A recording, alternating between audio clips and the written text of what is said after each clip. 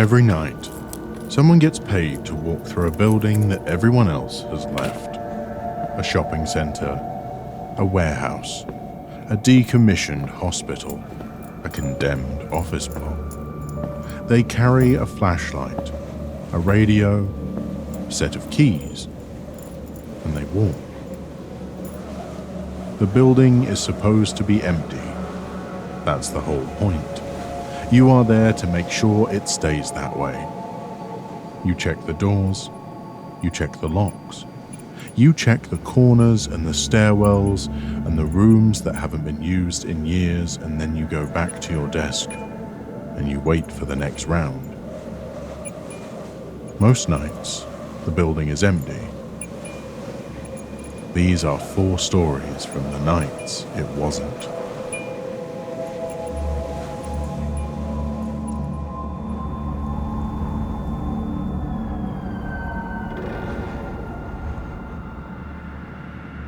I worked overnight security at a partially decommissioned hospital. The East Wing was still active. Outpatient clinics, administrative offices.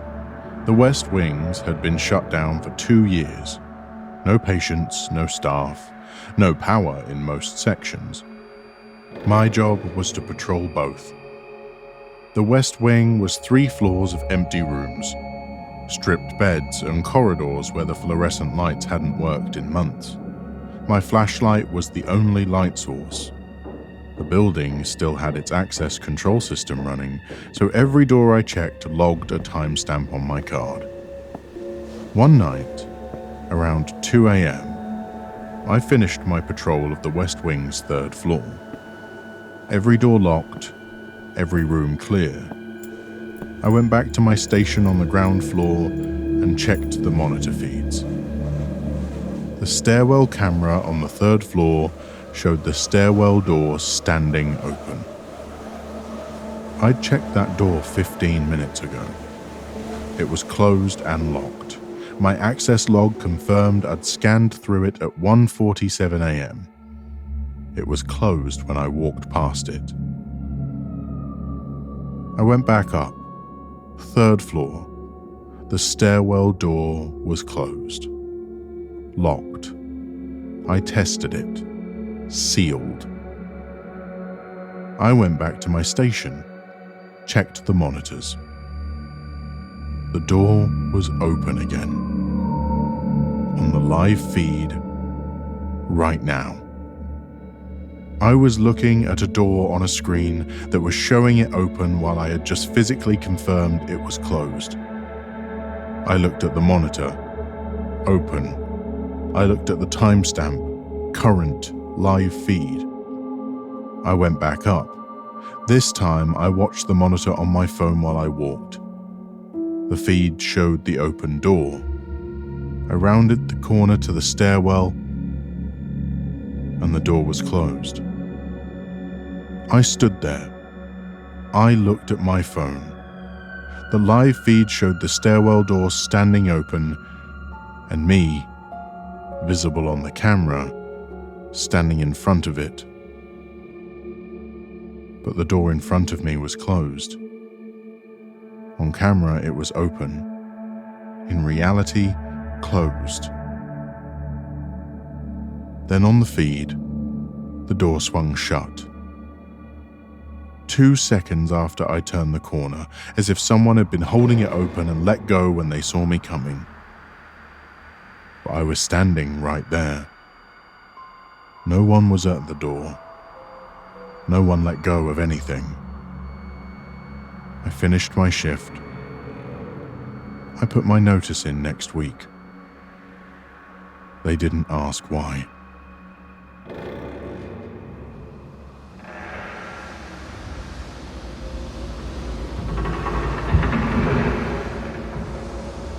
I did overnight security at a shopping center that had been closed for 14 months.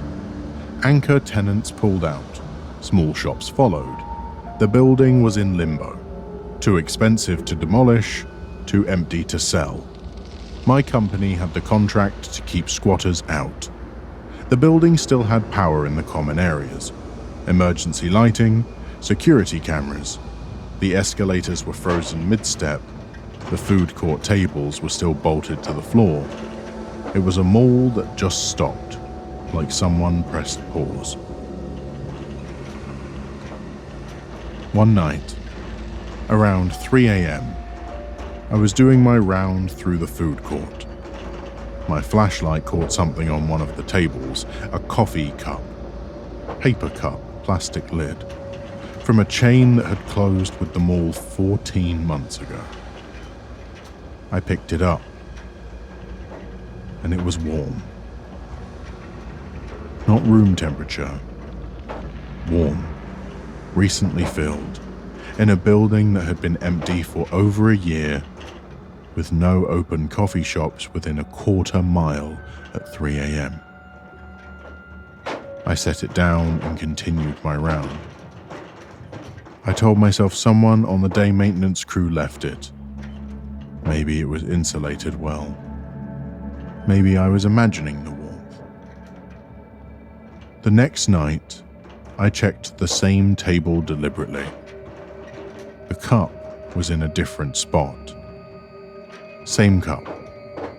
I'd marked the lid with a pen the night before. It had been moved about 8 feet, from one table to a different table.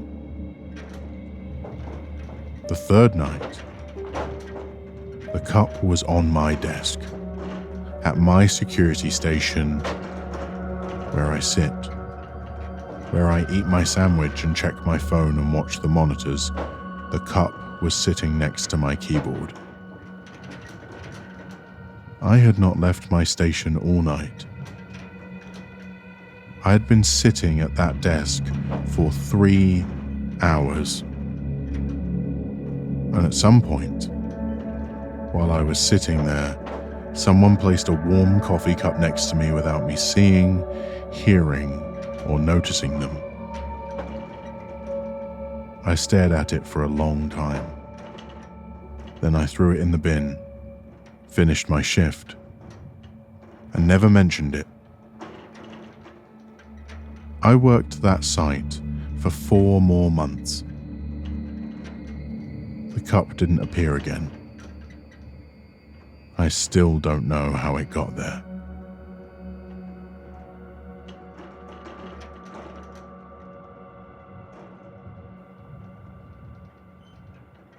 A guard at a distribution warehouse, I'll call him Andre, was doing his 1 a.m. round through the storage section. Massive facility.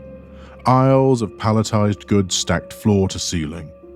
The section he was checking required keycard access. A heavy door with a magnetic lock. Only 3 people had active keycards. Andre, his supervisor, and the building manager. In the back corner of the restricted section, behind a wall of pallets, Andre found a sleeping bag. A rolled-up sleeping bag, a reusable water bottle, 2 cans of food, and a phone charger plugged into a UPS outlet on the server rack. The sleeping bag was warm. Andre radioed his supervisor immediately. The supervisor told him to leave the area and wait for police. Andre backed out and secured the door. Police arrived and cleared the section. Nobody was found, but the sleeping bag, the food, and the charger were real. Someone had been living in a keycard restricted section of a warehouse. The investigation checked the access logs.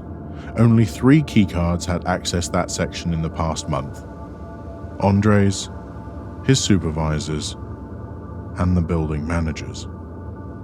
No anomalies, no unauthorized cards, no tailgating alerts, except for one detail. Andre's keycard showed an access event at 4:12 a.m., 3 hours before his shift started. On a day Andre wasn't scheduled. He was at home, asleep. His keycard was in his work locker. Someone had cloned his keycard, used it to access the restricted section of 4 a.m. and had been living there for an estimated 5 weeks. The locks were changed, the keycards were reissued, Andre was cleared. His phone's location data confirmed he was home during the 4:12 a.m. access, but the person who cloned his card was never found, and the sleeping bag had been warm, which meant they were there that night, in the building, while Andre was doing his rounds, somewhere behind the pallets, listening to him walk past.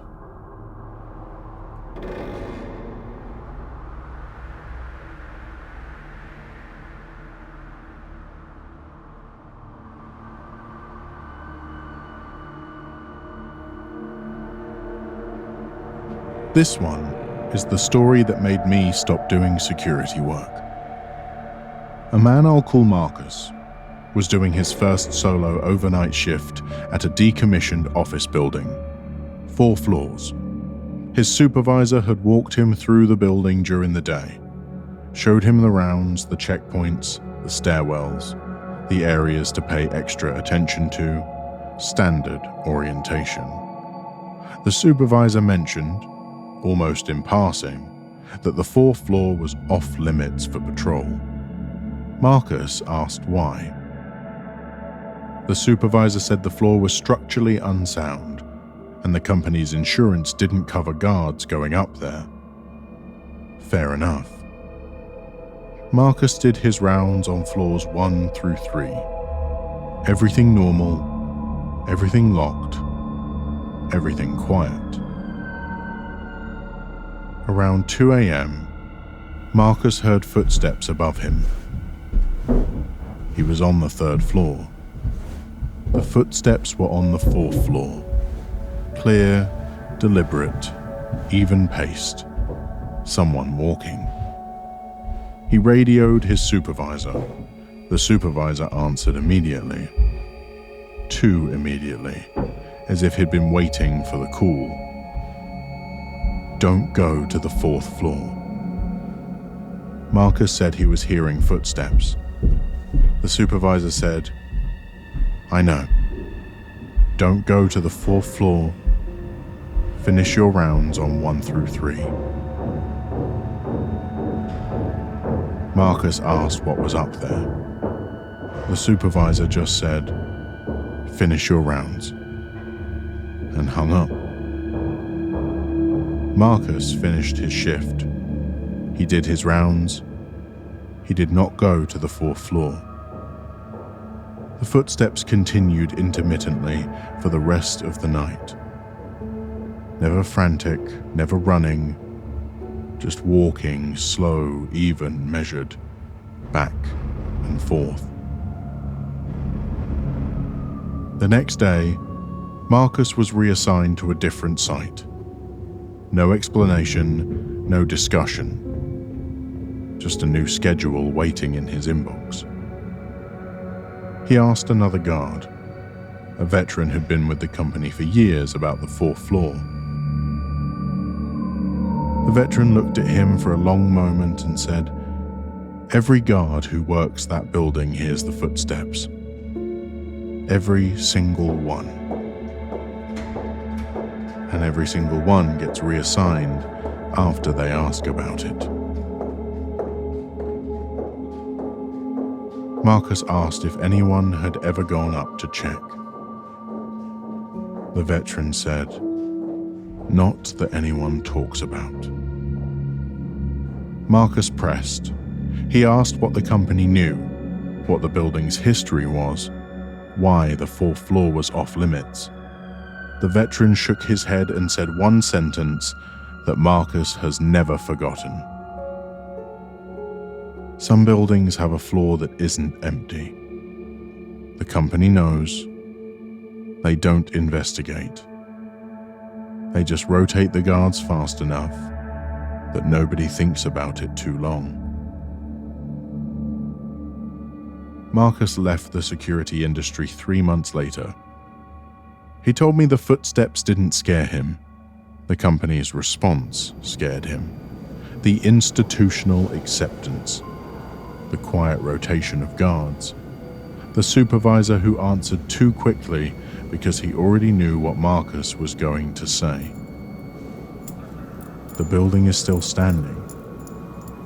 The contract is still active, and every few weeks, a new guard does their first overnight shift on floors 1 through 3.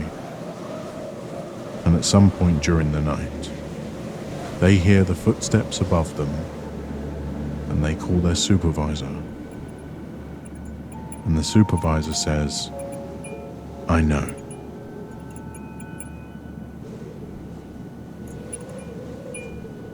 Respect the people who guard empty buildings at night. They earn every single dollar. Send me your story.